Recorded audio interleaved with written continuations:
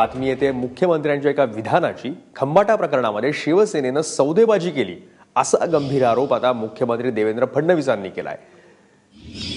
त्याशिवाय खंबाटाकडून शिवसेनेच्या विभाग प्रमुखांना पगार मिळतो असंही मुख्यमंत्री म्हणाले। साकीनाका इथे आयोजित सभा होती मुख्यमंत्र्यांची आणि त्यात मुख्यमंत्र्यांनी हे आरोप केले।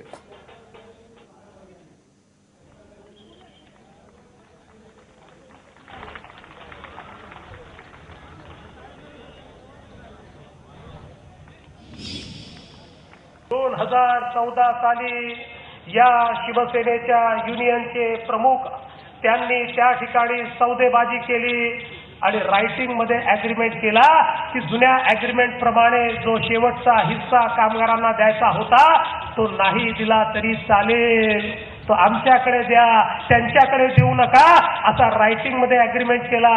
या ठिकाणी 22 शाखा प्रमुख असे आहेत की ज्यांना खंबाटा एव्हिएशन मधनं या ठिकाणी पगार मिळतोय। पगार म्हणजे एकीकडे सामान्य माणसाचं ते खंबाटा एव्हिएशन बंद करून त्याला त्या ठिकाणी पगाराविना ठेवण्याचं काम हे या ठिकाणी शिवसेनेच्या माध्यमातून झालं आणि त्यांच्याशी सेटलमेंट करून तुम्ही आपल्या कच्च्या बच्चांना, घरच्यांना, आपल्या शाखा प्रमुखांना त्या खंबाटा एव्हिएशनच्या माध्यमातून पगार देताय। कुठलं मराठी माणसाचं प्रेम आहे,